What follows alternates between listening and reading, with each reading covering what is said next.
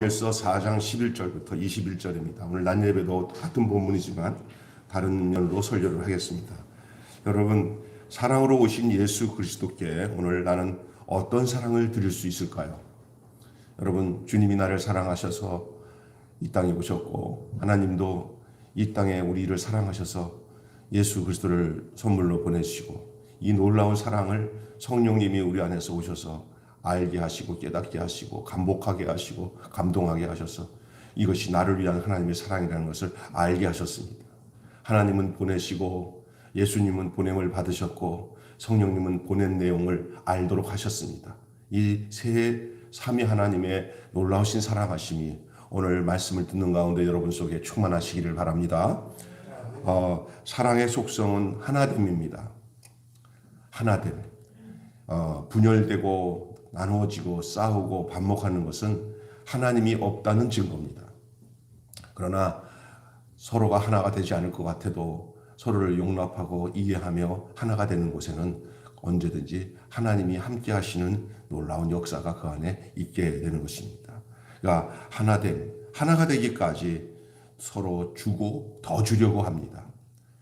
서로가 자기를 희생하는 곳에 그리고 주려고 하는 곳에 하나가 되는 것입니다.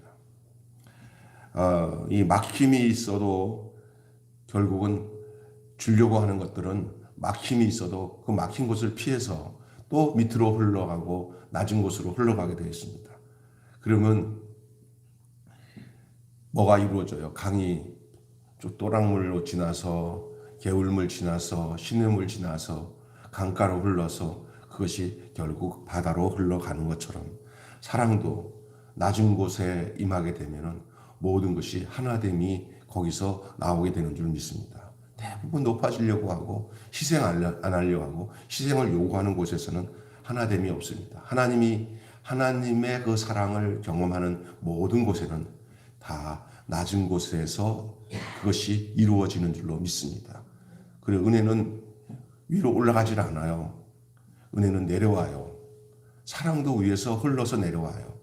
그래서 사랑을 경험하려면 높은 곳에 있으면 메마르지만 사랑을 받으려고 하고 사랑을 경험하는 사람들은 다 낮은 마음에 낮은 곳에 자기 희생하는 곳에 있을 때 그 사랑을 품게 되고 알게 되는 것이죠. 크고 높은 하나님이 이 낮고 천한 우리 가운데 오셨어요. 그래서 그 높고 높은 보좌에서 하나님의 사랑이 밑으로 흘러내려와서 이 땅에 가장 낮은 곳이 바로 말구유, 말들이 먹이로 먹는 구유. 그게 보면 비위생적이긴 하지만은 그러나 그것이 인간의 가장 낮은 환경이에요. 우리 예수님은 석가모니처럼 왕궁에서 푹신푹신한 실크 그리고 포근한 보금자리에서 태어나시지 않고 우리 예수님은 그 말들이 먹이통으로 쓰는 곳에 그냥 볏짚 땅 같은 걸 깔아놓고 그 위에다가 강보로 히브리인들이 쓰고 있는 그 이렇게 포대기가 있어요. 그 포대기를 딱 둘러쓰고 거기서 아기를 낳아가지고 거기에다가 얹혀놨으니 참 기가 막힐 일이죠. 하나님이 그렇게 오셨어요. 육신을 입고 하나님이 육신을 입고 그 어린 아기가 그 추위에 이 히브리 그 계절은 낮에는 덥고 밤에는 여름이라도 추워요. 그런 환경에서 아기를 낳았어요. 그래서 그 어린 주 예수 눌 자리 없어 그 귀하신 몸이 구유 위에 있네. 밤하늘 별들이 반짝이는데 이렇게 찬송을 우리가 불렀잖아요. 그렇습니다. 그 높고 높은 곳에서 낮고 천한 곳 인간이 태어날 수 있는 곳이 아니라 짐승들이 먹고 짐승들이 태어날 수 있는 곳에서 우리 예수님이 태어나셨습니다. 이렇게 예수님은 이 낮은 곳에 오셨어요. 그것이 하나님의 범위예요. 가장 높은 곳에서 가장 낮은 곳이 사랑의 범위, 사랑의 간격이에요. 이 사람은 되고 이 사람은 안 되고 저 사람은 가난해서 안 되고 저 사람은 못 보여서 안 되고 저 사람 내가 싫어하니까 안 되고 하면서 구분되어지는 곳에는 진정한 사랑이 될 수가 없고요. 또 내가 계산해가지고 저 사람한테 살랑살랑 하면은 좀 좋은 게 되겠지 하고 하는 그런 인간 가식적인 사랑에는 하나님 사랑이 있을 수 없어요. 조건이 안 맞으면 싸워서 떨어져 나가요. 부부간의 결혼도 돈과 이런 환경 가지고 결혼을 하잖아요. 그러다가 그런 것들이 어느 날 사라져 버리면 아무 의미가 없는 거예요. 왜? 사랑, 그 진정한 사랑으로 만들어진 사랑이 아니라 그 환경과 조건으로서 타협을 해가지고 계산해서 만들어진 것이기 때문에 그거는 뭐 다 사람 사랑한 게 아니라 환경과 조건을 사랑한 거기 때문에 그래서 많은 이혼들이 나오고 가정도 무너지고 그런 경우가 나타나는 거예요. 신앙생활도 마찬가지입니다. 하나님 앞에서 낮은 자세로 신앙생활하는 사람들은 늘 하나님의 사랑에 감복을 하고 감격을 하고 살아가는데 이제 여러 가지 자기의 어떤 조건, 다시 목적 그것이 되어져서 교회에 나와서 내가 여기다가 이만큼 충성하면 이만큼 내가 받을 거라는 이런 주고받고 하는 계산적인 거 가지고 하게 되고 또 어느 날은 내가 얼마나 이렇게 훌륭한 사람인데 나한테 이렇게 하나 하면서 높은 자리에서 자기를 자꾸 바라보니까 그 은혜와 사랑 자꾸 밑으로 내려가거든요. 그러니까 자기는 메마를 수밖에 없어요. 늘 낮은 곳에 있어야 하나님의 사랑을 경험하게 되는 줄로 믿습니다. 그렇습니다. 그래서 이 모든 것이 다 한 사랑으로 인류를 품으시는 거예요. 품으시는 거예요. 이게 뭐야? 하나가 되고 싶은 심정으로 하나님은 그런 사랑을 베푸시는 거예요. 그리고 거기에 합당한 마음과 생각을 가진 사람에게는 그 하나님의 그 깊고도 높은 그리고 넓은 그 사랑 때문에 그 인생을 거기에다가 맡기고 기쁘고 즐겁게 주님을 위하여 헌신하고 살아도 다함이 없는 그 사랑의 삶을 살게 되는 것입니다. 먼저 오늘 본문에 제가 초반에 얘기한 것처럼 사랑은 삼위일체 하나님에 대한 사랑을 좀 생각해 볼 필요가 있어요. 첫째는 하나님은 사랑의 본질이시다. 하나님은 곧 사랑이시다. 그러니까 뭐 여러분 잘못 생각하고 내가 만들어 놓은 개념을 가지고 이게 사랑이다 하는 것이 그게 하나님이라는 게 아니에요. 하나님이 사랑이신 것은 그 사랑의 내용이 어떤지를 알아야 되는 거예요. 뭐냐? 조건도 아가페 사랑이라고 하는데 조건도 제한도 없이 자신보다 더 소중한 아들을 인류를 위하여 화목제물로 내어주신 하나님은 곧 사랑입니다. 하나님은 외아들을 주시는 데까지 이 참사랑이 아닌가. 이 세상에서 가장 큰 사랑이 뭡니까? 그게 자기 생명을 내놓는 거예요.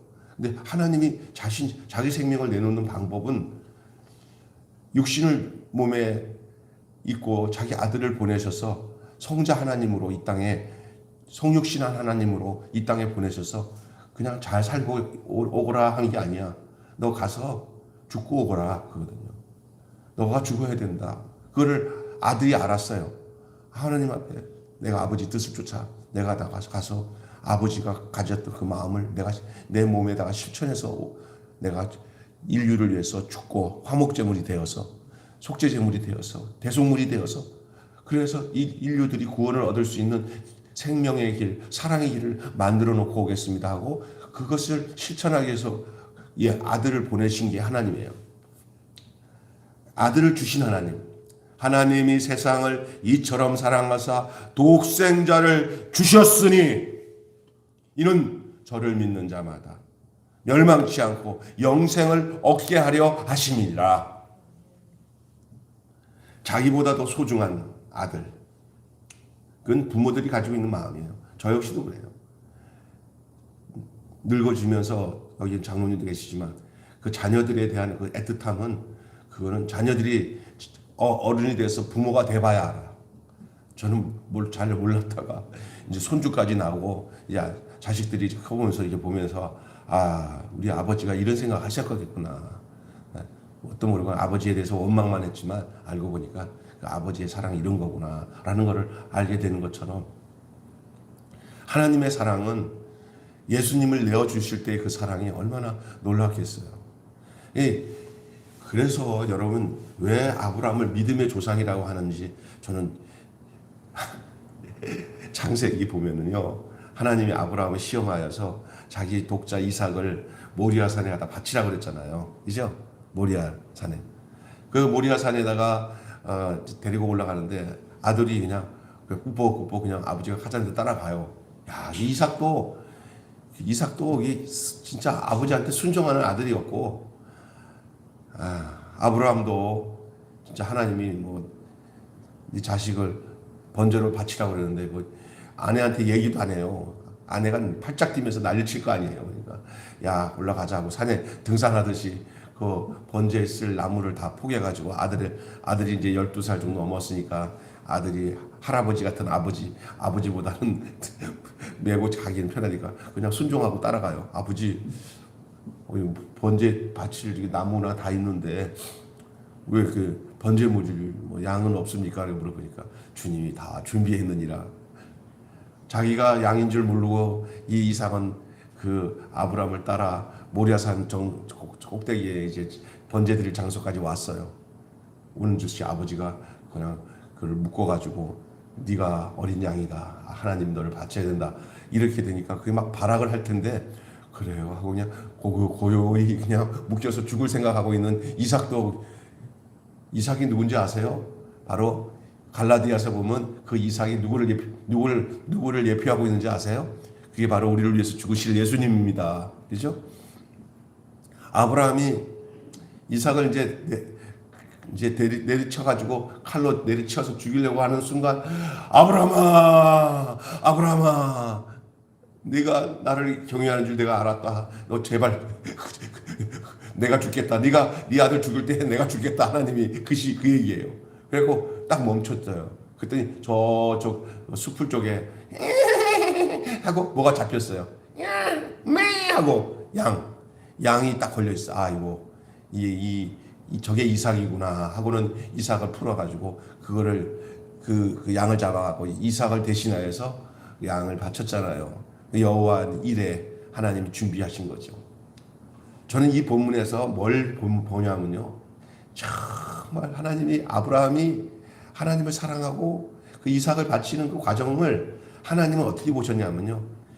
야, 저놈이 앞으로 내가 할 일을 그대로 저놈이 저 아브라함 하는 행동이 나중에 내가 해야 할 행동인데 아이고. 근데 그대로 순종하네. 하나님 마음속에는 장차 내가 너같이 해야 된다 하고 그게 뭐예요? 아브라함이 이삭을 내어서 죽이는 것처럼 하나님이 자기 독자 예수님을 내어서 죽이는 그 일이 앞으로 올 거란 말이에요. 하나님이 그거 보니까 얼마나 그냥 놀랬겠어요. 그래서 아브라함이 믿음의 조상이 된 게 가장 정점인 거기에요. 이삭을 드리는 데가 그게 아브라함이 믿음의 조상이 돼요. 아브라함의 가장 정점 하나님 앞에서 그게 바로 십자가와 연결되어 있는 내용이잖아요. 아들을 내어주시는 그 놀라운 그 사랑을 이삭이 대신 하나님 대신 몇천 년 전에 먼저 실현해 보인 거잖아요. 하나님은 사랑이십니다. 결국은 하나님은 살리시는 분이잖아요.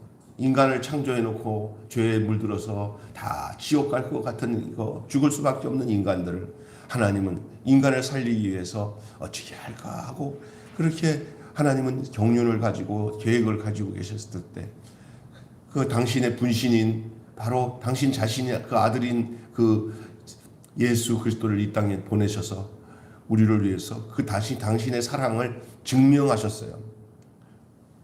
우리가 아직 죄인들 되었을 때 그리스도께서 우리를 위해서 죽으심으로 우리에게 대한 하나님의 그 크신 사랑을 확실히 증거하셨다.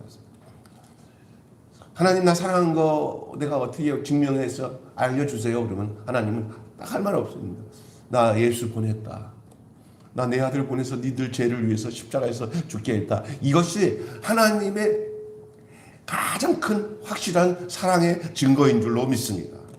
그것은 만약 지옥 갈 수밖에 없고 죄로 멸망할 수밖에 없는 우리 인간을 당신의 아들을 통해서 그 의롭게 하시고 그 칭의하셔서 의롭다 칭하게 하셔서 믿음으로 구원을 얻고 천국 백성이 되게 하신 그 하나님의 그 놀라우신 사랑이 우리에게 대한 하나님의 가장 확실한 증거인 줄로 믿습니다. 사랑의 증거. 우리가 죄인 되었을 때 우리가 의인이면 몰라. 근데 완전 죄인 중에 죄인. 우리는 아무것도 할 수 없는 하나님의 원수밖에 안 되는 사람들인데 그래도 저를 살려야겠다 하고 살리잖아요. 손양원 목사님이라고 아시잖아요.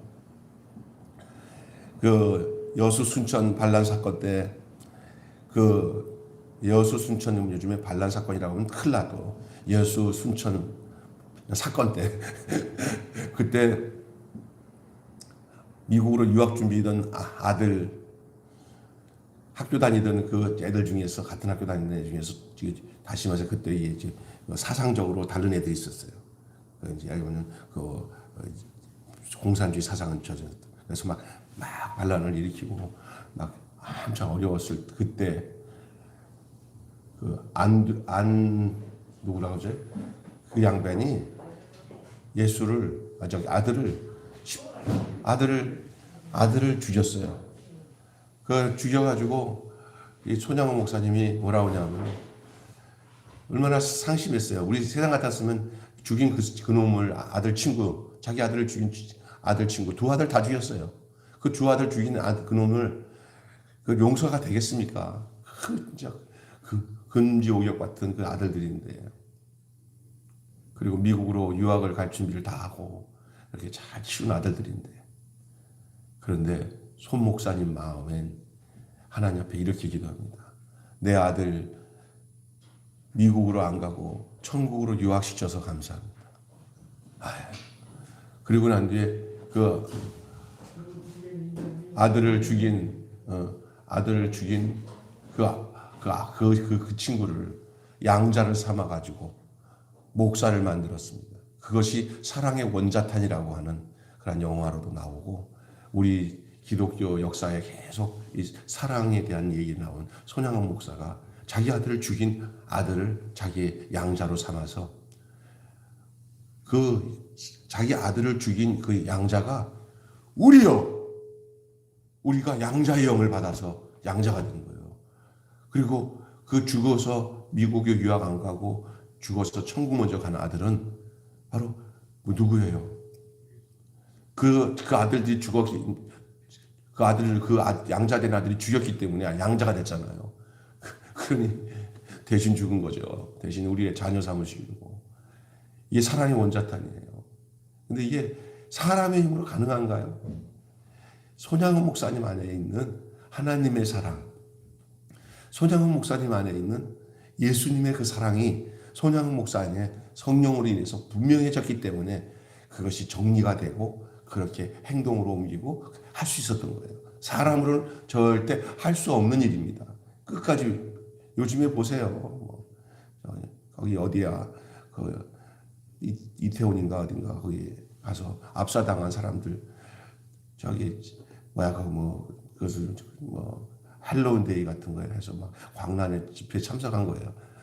그런 부모들이 지금 막 텔레비 나와가지고 막 끝까지 투쟁하면서 어떻게 했다고 난리를 치는데 좀 무섭더라고. 여자 한 분 나와서 막 그냥 하면서 자기 입장에서는 그거 하겠지만 얘는 무슨 얘는 아니구나 하는 생각이 들어요. 이거는 누가 죽인 것도 아니고 지들이 자발적으로 가갖고 그냥 눌려 죽인 것을 이제 국가에다가 이제는 문제 그게 공식적인 국가 행사도 아니고 이게 그 나라에서 어떤 그 이제 직원들이나 사람들이 이걸 막을 수 있는 상황이 아니야. 알고 보니까 주체도 없어. 그냥 자발적으로 온 거예요. 자발적으로. 그런데 이제 그거를 이제 국가 대상으로 자꾸 부추기고 그걸 정치적으로 이용하려고 하는 이 약한 세상 속에 저희들은 살고 있습니다. 나보고 너는 네 자식이 거기에 없었으니까 그렇게 얘기할 수 있어. 그러지만 저는 그건 참 부끄러운 일이라고 생각해요. 어떤 목적을 가지고 살다가 어떤 그렇게 손양원 목사가 아들같이 죽었다면 진짜 그냥 감당이 안 될 정도로 용서가 안 되겠지만 이거는 부끄러운 일이에요. 이 나라가 세월호로 아이들 고등학생이 다 죽고 난 뒤에 그 많은 보상을 막 주니까 이제는 단체로 죽는 곳에는 언제든지 그런 대가를 받으려고 하는 그런 그 흑심들이 너무나 있어서 정말 안타깝게 그지없습니다. 뭔가를 뜯어내려고 하는 것 같은 느낌이 들어요. 세상이 그래요. 하나님의 사랑이 없는 이 땅에서 이 하나님의 사랑을 어떻게 이해하고 느끼고 살아갈 수 있겠습니까? 하나님은 사랑이십니다. 두 번째는 예수님이 사랑이십니다. 하나님은 보내신 사랑이라면 예수님은 순종해서 보냄을 받은 사랑입니다. 하나님은 선물을 보내신 분이라면 예수님은 선물 자체입니다. 할렐루야. 그 예수님이 사랑인데요. 죽음을 이긴 사랑으로 닫혔던 사랑의 길. 예수님이 죽으심으로 사랑의 길이 열렸고 예수님이 죽으심으로 영생의 길을 놓아 주셨습니다. 소외와 단절의 두려움을 없애시고 자신을 인류에게 선물로 내어주신 하나님의 그 사랑을 이 땅에 온전히 이루셨습니다. 하나님의 아무리 사랑하는 마음이 계셔서도 예수님이 순종해서 이 땅에 오시지 않았다면 그 사랑을 하나님의 사랑을 어찌 알 수가 있었고 그리고 예수님의 사랑을 통해서 하나님의 사랑을 알게 됐는데 예수님이 그 일에 대해서 순종하고 이 땅에 오셔서 그 길을 걸으셨고 그 뜻을 이루셨고 그 목적을 성취하셨습니다. 하나님의 목적을 성취하셨습니다. 의인이 아닌 죄인을 향하여서 전부를 부어주신 그 사랑의 길로 따라오라고 우리 또한 그 길로 당신이 하나님께 부름을 받아서 행하셨던 그 사랑의 길, 사랑의 희생, 사랑의 삶에 그 예수님이 이제 너희가 그것을 따라가서 너희도 이제 너희가 있는 곳에서 그렇게 살아야 된다고 우리를 부르셔서 우리 또한 그 예수님이 이 땅에서 살았던 그 사랑의 삶으로 우리를 초대하시는 거예요. 그게 그리스도인의 삶이에요. 예수 믿고 복 받고 잘 살고 이 세상에서 떵떵거리는 것이 그게 주님이 하나님 우리를 부르신 길이 아니라 바로 예수님이 살아셨던 그 사랑의 길로 우리가 걸어가도록 따라가도록 주신 그 삶의 내용이라 할 수가 있어요. 예수님이 사랑이에요. 자, 또한 본문에 보면은 성령이 사랑이시에요. 성령께서 우리 가운데 오셔서 삼위 하나님의 그 사귐으로 인도하세요. 성령님이 계시지 않았다면 우리는 그 사랑의 충만을 누릴 수도 없고 형제와 이웃과 원수까지 사랑할 힘과 지혜를 얻을 수가 없어요. 우리가 예수님을 닮아가고 예수님처럼 살 수 있는 그 모든 근거는 우리 자체에는 없어요. 성령이 우리를 그렇게 하나님의 사랑을 알게 하고 예수님의 사랑을 알게 하고 그걸 느끼고 깨닫도록 성령께서 스승이 되셔서 진리를 가르치시고 우리 안에 감복을 주셔서 그것이 나를 위한 것이라는 것을 1차적으로 알게 하시고 이제는 나를 위한 그 사랑이 내게 임했으면 나는 어떻게 살아야 되냐 하고 성령이 우리에게 너가 이제는 주님이 그러셨던 그 삶의 길로 걸어가야 된다고 성령이 가르쳐 주세요. 어떤 설교를 통해서 아니면 내 삶을 통해서 어떤 환경을 통해서 하나님이 그 일이 덮쳤을 때 내게 덮쳤을 때 성령께서 깨달음을 주세요. 나는 이렇게 살아서 안 되는구나. 예수님이 이 땅에 오셨던 삶대로 나도 그렇게 살아야 되는구나. 교회가 어떤 곳이냐? 바로 그냥 잘 먹고 잘 살면서 이 세상을 탱자탱자 복을 누리고 사는 것이 목적이 아니라 하나님이 내게 주신 그 사랑 때문에 나도 다른 사람을 예수님처럼 사랑하고 살아간다는 것을 깨달아 알도록 하시는 것이 성령님이 하시는 역사인 줄로 믿습니다. 왜냐하면 성령님이 사랑의 영이기 때문에 그래요.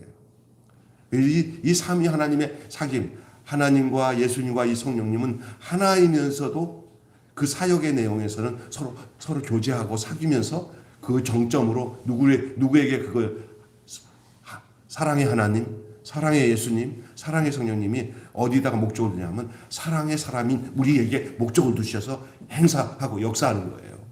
그래서 요한 1서를 보면은 태초에 말씀이 계시냐 이 말씀이 우리와 함께 하셨으니 그 태초는 곧 하나님이신데 그 요한은 그것을 내가 보았고 들었고 만진 바 되고 그 다음에는 하나님의 사랑과 예수님의 사랑과 성령의 사랑을 사귐을 얘기하면서 그것을 우리도 그 사랑을 교제하고 하나님과 교제하고 성령과 교제하고 예수님과 교제하는 그 이유는 그것을 통해서 그 사귐을 통해서 우리 안에 기쁨을 충만하게 한다 그랬어요.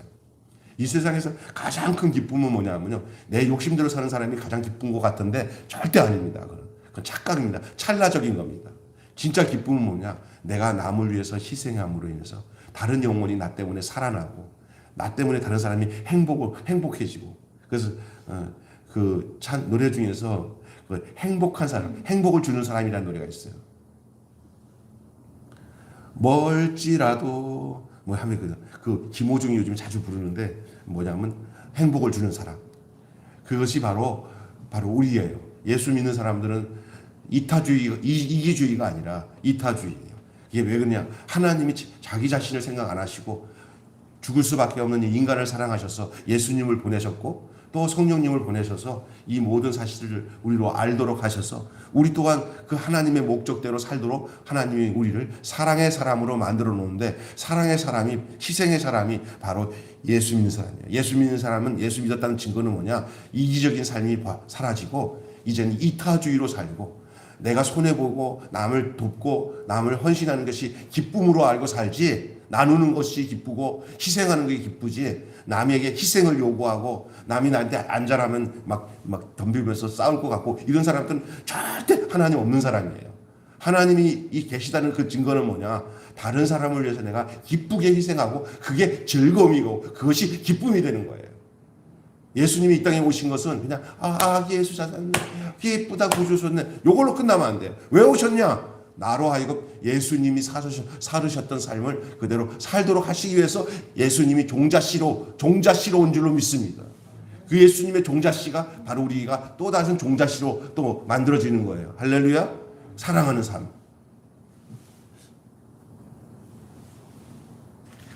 그 성령님은 이 모든 것들을 우리 인간이 가능하도록 하나님의 사랑이 내 안에 감복하고 감동하도록 역사할 뿐만 아니라 예수님의 그 사랑을 깨달아서 나도 이제 예수님의 그 은혜로 이젠 주님의 안에서 사는데 저는 알긴 하는데 그렇게 살 만한 힘이 없어요. 그러면 성령님을 합니다. 걱정하지 마. 내가 바로 예수가 보내주셔서 너희들이 예수처럼 살도록 역사하도록 불러주셨으니 너가 성령을 환영하고 인정하고 모시고 성령 안에 살아. 그러면 돼. 이 땅에서 막 성령 받아가지고 부자 되고 축복받고가 아니야. 이 세상에서 제일 잘 사는 게 뭐냐? 많이 쌓아놓는 게 잘 사는 게 아니라 적게 쌓아도 나눌 줄 아는 사람이 그게 행복한 사람이고 사랑의 사람인 줄 믿습니다. 우리 매일교회가 참 기가 막힌 교회예요. 제가 이번에 목사님들 모임에 가서 설교를 했잖아요. 우리 교회에 대해서 얘기를 했어요. 그런데도 제 아주 귀담아 듣더라고. 지금 다들 없다 하잖아. 이런 지하교회에서 교인도. 근데 우리 교회는 이제 교인들 한 30명 남짓한 교인들인데도 불구하고 교회에서 우리가 1년에 나누는 게 3억 4억을 나눠요. 근데 우리가 이 세상에서 이 세상의 것들은 다 자기가 만드는 게 아니에요. 하나님이 다 보내준 것들을 나누는 거잖아요. 똑같은 차원이에요. 우리가 다른 사람들이 후원 받는 거 그거 하나님이 주신 거잖아요. 이거 내 거다 그러면 이거 웃기는 거잖아요. 그러니까 그냥 박 목사님, 목사님 나 좀 다 빨리 나눠요. 근데 우리는 이제 내가 그랬어요.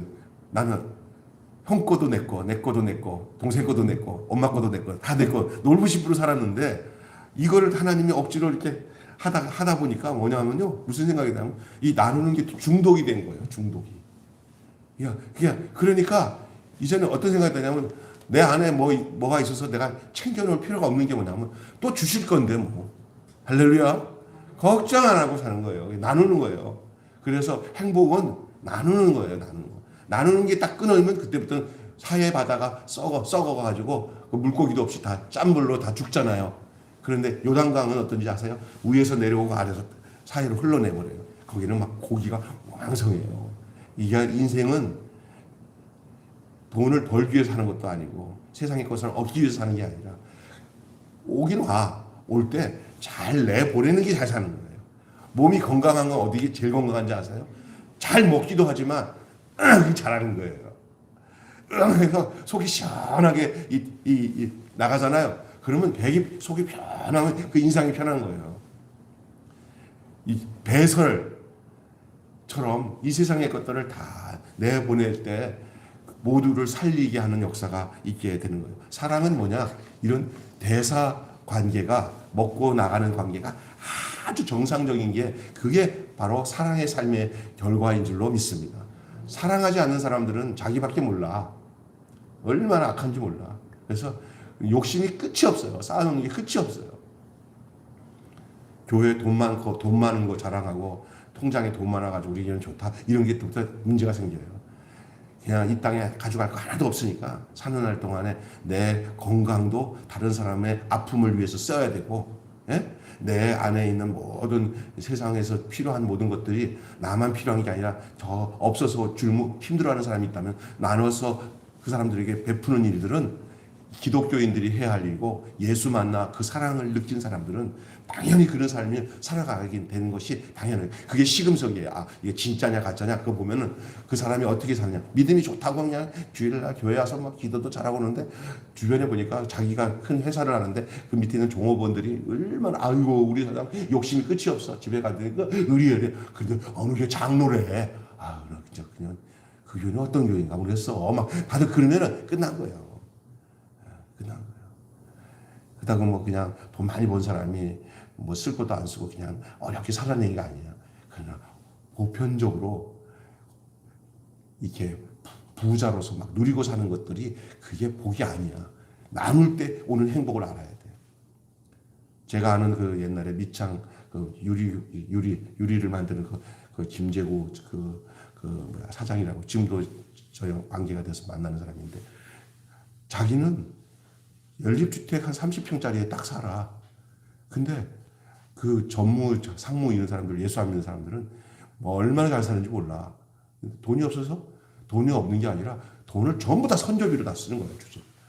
딱 단촐하게 그 큰 회사 사장이 자기는, 그리고도 밑에 있는 전문화들한테 너희들 나처럼 살라고 하지도 않아. 그건 자기 몫이라고 생각하고 자기는 살. 그러다 보니까 시간이 지날수록 그 전무, 상무 이들이 회장님, 그리고 각종 지역에 있는 사장들도 그랑 같이 어울리면서, 사장님 저도요 요번에 집을 좀 줄이기로 했어요. 그리고 저도 좀 이렇게, 이게 감동이 되니까 점점 바뀌는 거예요. 그리고 전부 어디를 쓰냐?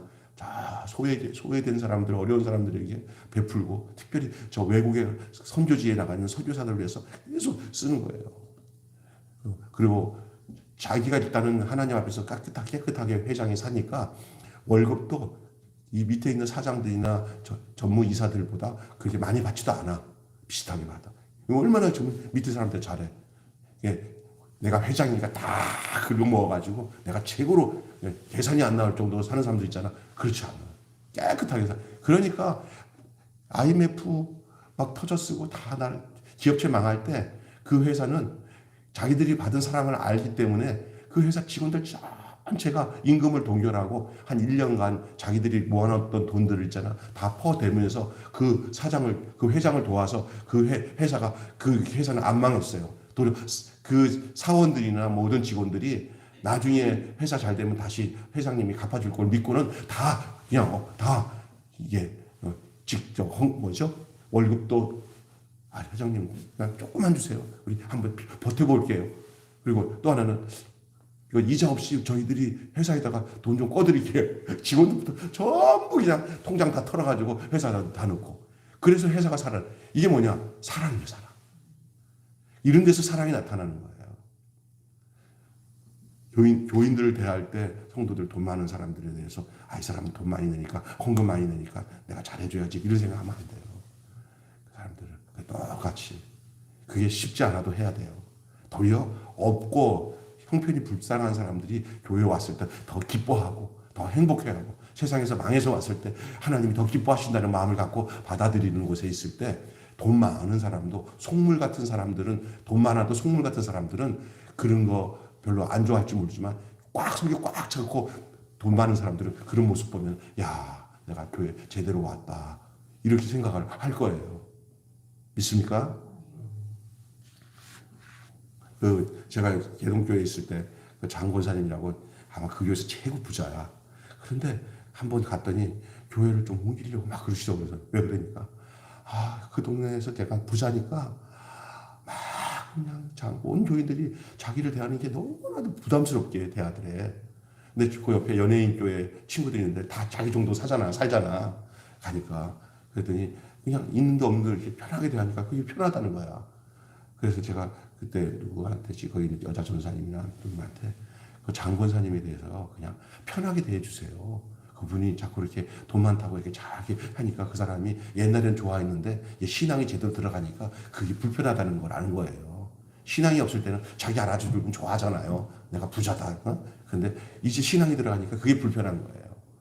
여러분, 이 참 중요한 거예요. 그래서 어렵고 힘들고 불쌍한 사람들, 그런 사람들이 교회 왔을 때, 있으나 마나한 사람으로 생각하지 말고 그 사람이 하나님이 진짜로 필요한 사람이라고 생각할 때 하나님은 생각지 않은 곳에다 하나님은 사랑의 축복을 우리에게 부어주는 줄 믿습니다. 믿습니까? 예, 그렇습니다.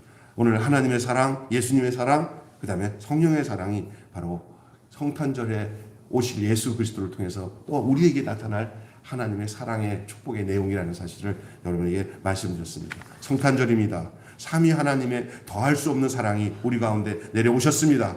전쟁과 기근과 재해와 연병과 거짓과 혼돈으로 가득 찬 그 역사의 한복판에 가장 연약한 아기로 오신 평화의 왕이 되셔서 오셨습니다.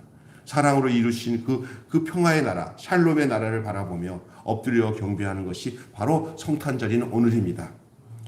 이제 한마디로 아버지와 아들과 성령의 온전한 사랑이 우리 가운데 거하십니다.